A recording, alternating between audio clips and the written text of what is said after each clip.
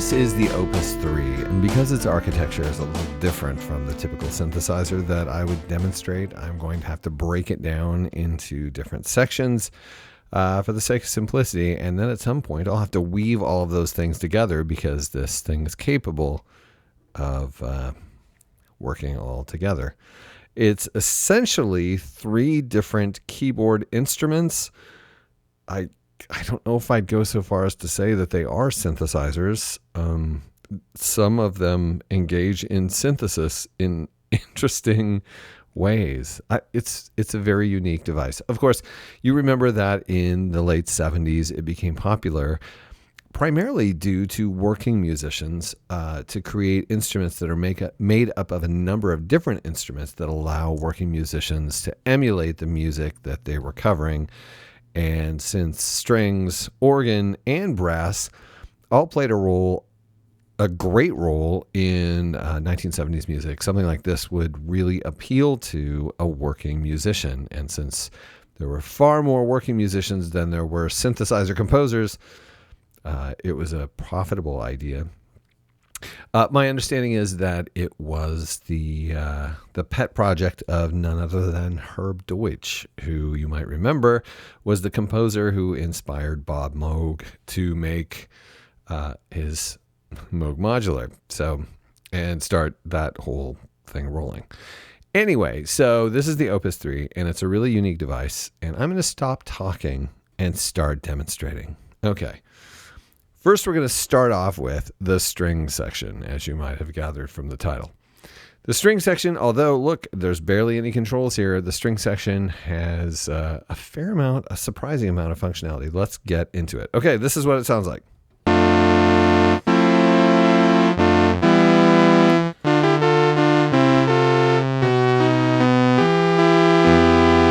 No, I didn't just overdub a string section. That was actually the synthesizer. Okay, yeah, it's not. We know today that that's really not a string sound. I can make it more of a string sound. I'll show you that in a minute. But you have to keep in mind that at a time when there really wasn't any other instrument other than strings that sounded like strings, something that sounded even vaguely like strings had to be strings. That's just basically how the whole thing worked. So, and if you do this right and you bury it in the mix in just the right way, you can make it sound like strings. So let's not get too caught up on the realism of the emulation. But I can make it at least a little bit more real by coming over here to the articulator and articulating it. If we give it more of a string attack and a string release.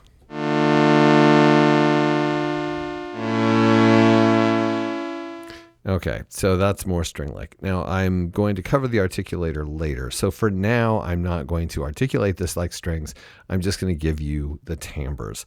So we're going to start off with the pipe lengths, which are really our octave settings. At 8 feet, you have a setting that has this for the low note and this for the high note. So it's kind of a nice range. You have bass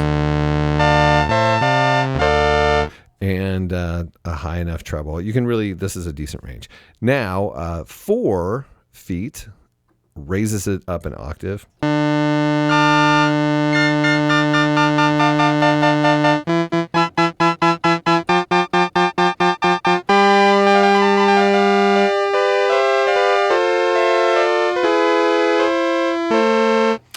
And so you can get higher notes. So you basically have a wider range of strings, not simultaneously, but you have a wider range should you need it.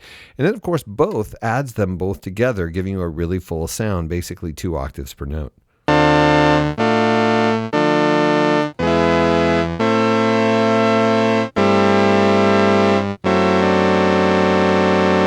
So basically you have, here, let's look at the differences quickly. 8 feet. 4 feet, both.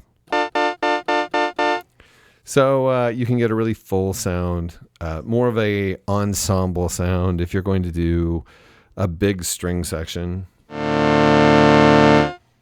So that's kind of what that is doing.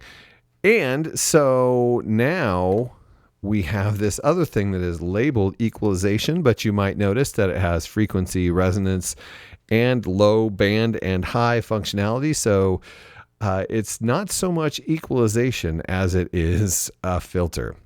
Now, because it has low band and high, and because of a certain function or factor that I'm going to tell you about here in a minute, I'm pretty sure this is a 12 decibel per octave filter, but it is a really warm, Moogy sounding 12 decibel per octave filter. Unfortunately, you'll notice that there is no envelope. So whatever setting you set it to is static, and therefore you don't even recognize the paraphonic aspect of it because everything goes through this one filter, and as long as the filter isn't articulated, everything just goes through that one filter. You can't really taste the paraphony, I guess you would say, in a really weird metaphor that probably is best avoided. Okay, so let's hear this thing. Now, here's the part I was talking about. When the filter's all the way down, now this could be an issue of setting. But if you can hear the filter, if you can hear the notes when the filter's theoretically all the way closed, it's probably because the filter slope is not so steep that it's cutting everything off, even though it's all the way at the bottom. That could be it. We'll see. But it's a great sounding filter.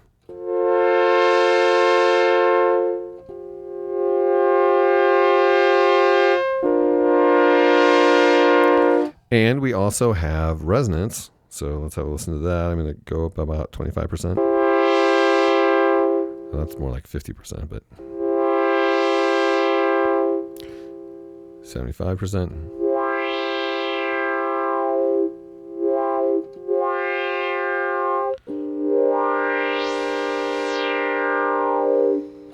And then all the way up.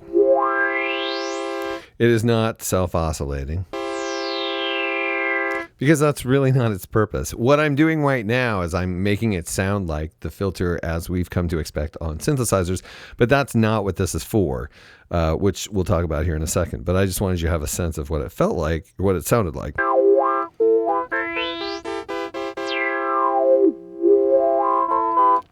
The reason this is labeled equalization is because it wants to allow you to make a variety of different string type sounds.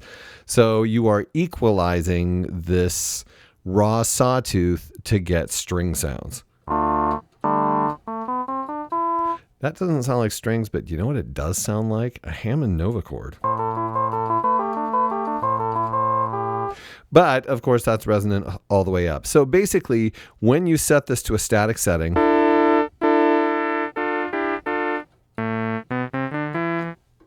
give it more.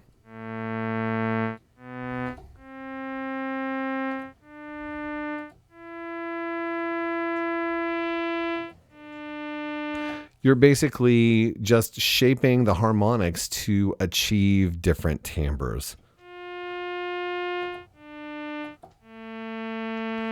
And this sounds more like a single, like violin kind of sound.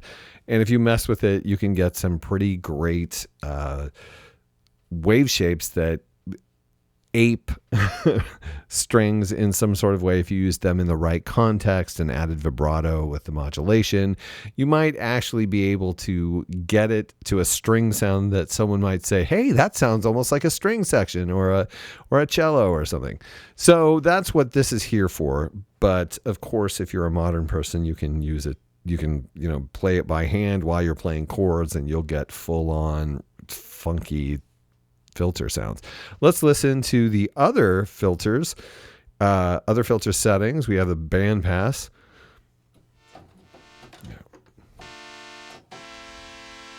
With it all the way open, you're getting the low end of the band.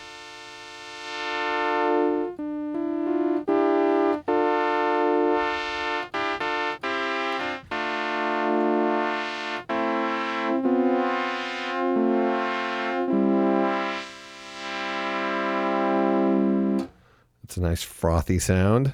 I'm going to boost up the resonance a bit. And a bit more. A bit more.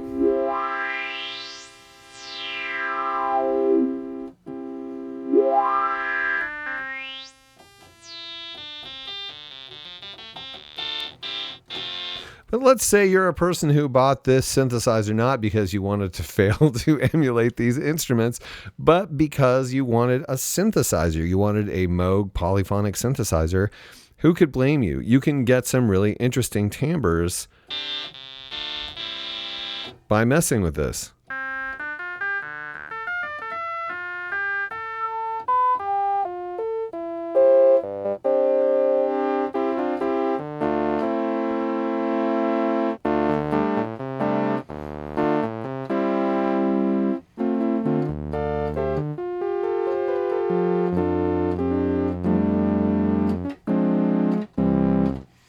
Okay, let's listen to the high pass.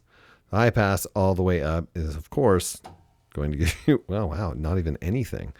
That's not allowing anything to pass.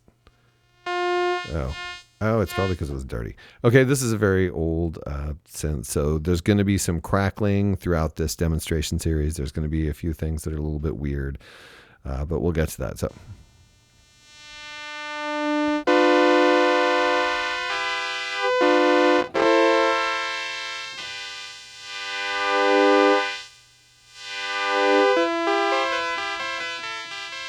So you can get some very thin noises by shaving out the low end with the high pass filter. Ooh.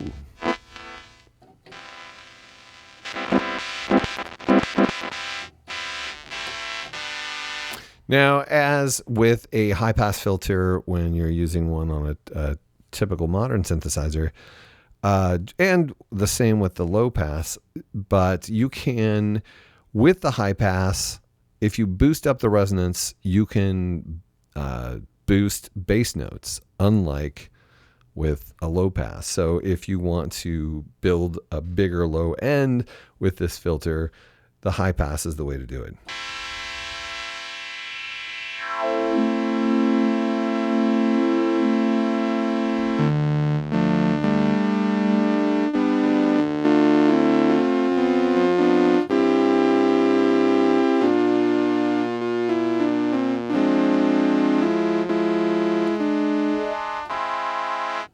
Ooh, another Nova chord moment.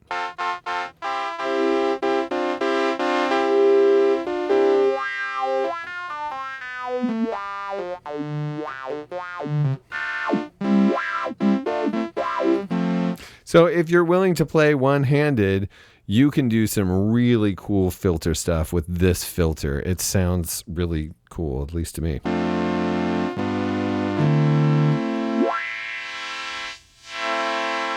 But you can also get a huge range of timbres. So you're really using this as an oscillator where this filter helps you achieve a variety of wave shapes as opposed to filtering out the wave shapes you're creating with a typical oscillator.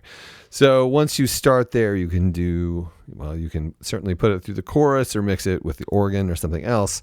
So it's possible to do synthesis with this keyboard, but it's a very strange sort of synthesis that's kind of not like typical, well, completely not like your typical polyphonic keyboard synthesis. But if you break away from the concept of these are supposed to be strings and just take this as a sawtooth, polyphonic sawtooth generator that you can adjust the octaves and double octaves and then shape the timbre with this great sounding 12 decibel per octave multi-type filter. I mean, that's right. This is only a fraction of this synth, and already it's pretty cool, to be honest.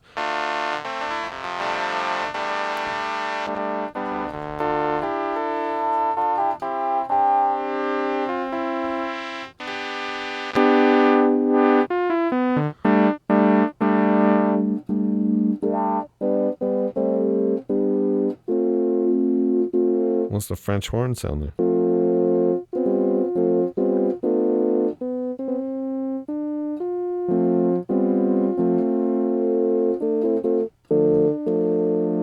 Anyway, so that is the basic string section of the Moog Opus 3.